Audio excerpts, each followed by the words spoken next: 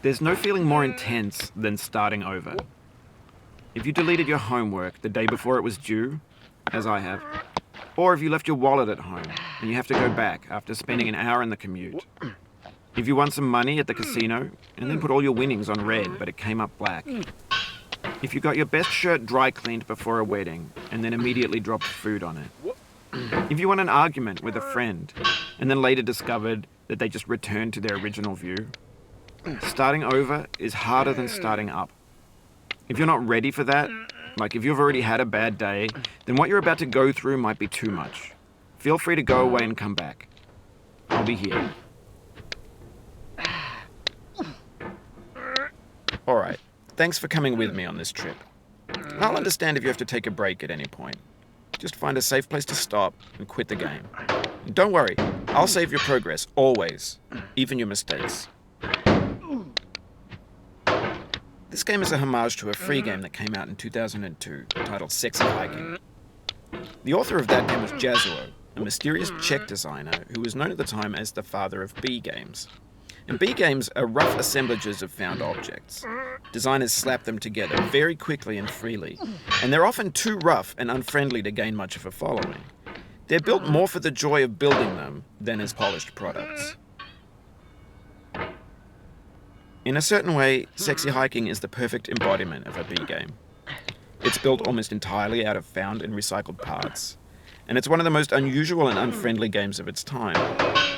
In it, your task is simply to drag yourself up a mountain with a hammer. And that act of climbing, in the digital world or in real life, has certain essential properties that give the game its flavor.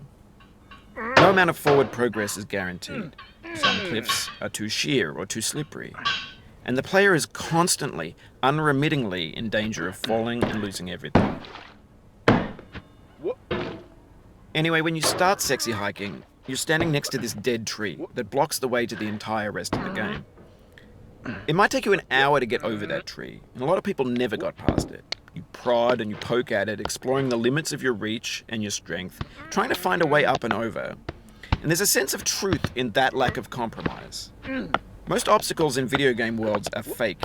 You can be completely confident in your ability to get through them once you have the correct method or the correct equipment or just by spending enough time. In that sense, every pixelated obstacle in Sexy Hiking is real.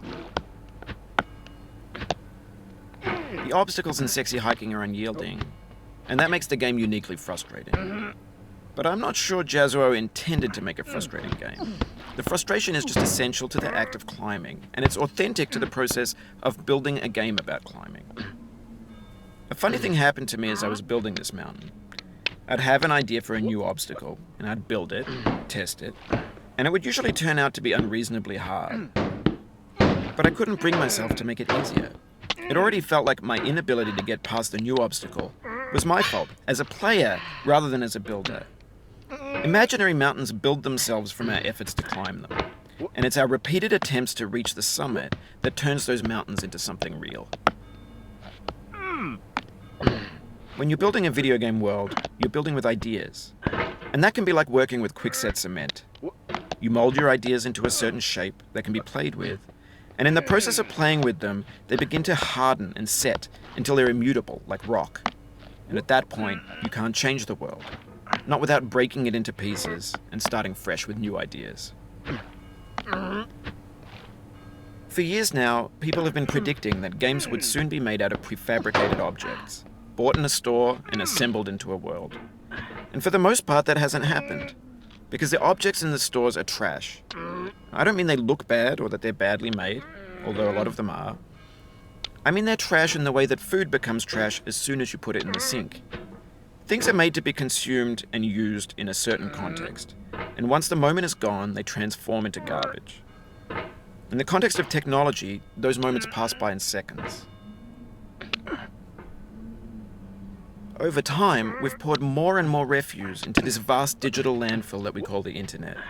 It now vastly outnumbers and outweighs the things that are fresh and untainted and unused.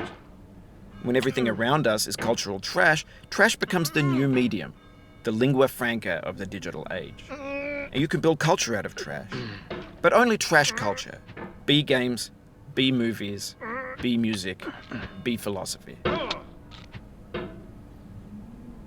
Maybe this is what digital culture is. A monstrous mountain of trash, the ash heap of creativity's fountain. A landfill with everything we ever thought of in it. Grand, infinite, and unsorted.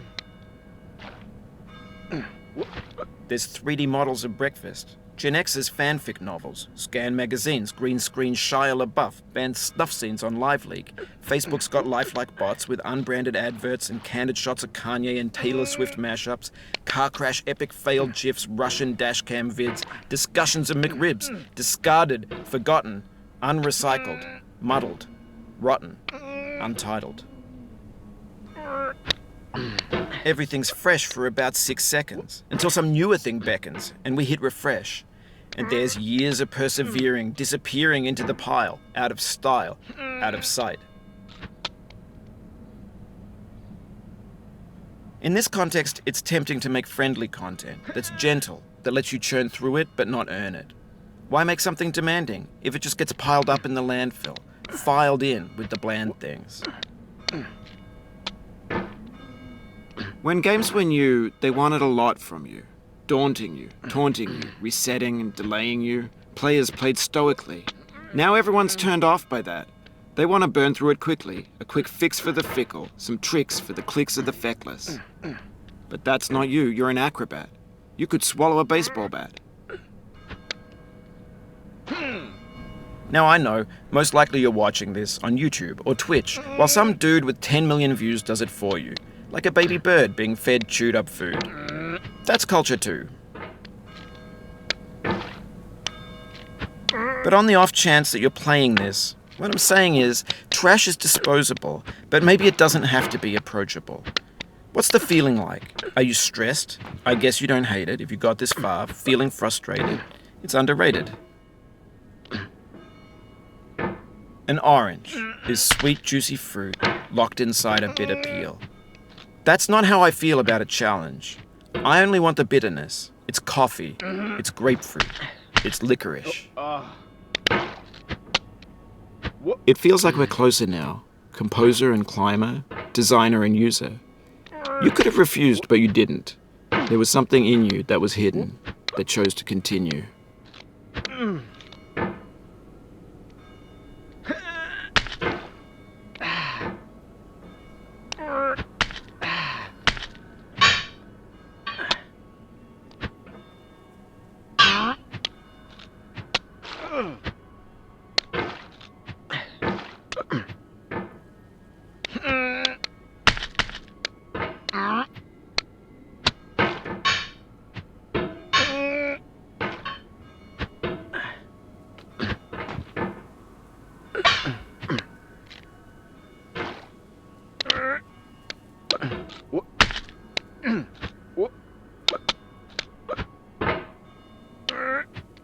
It means a lot to me that you've come this far, endured this much. Every wisecrack, every insensitivity, every setback you've forgiven me is a kingly gift that you've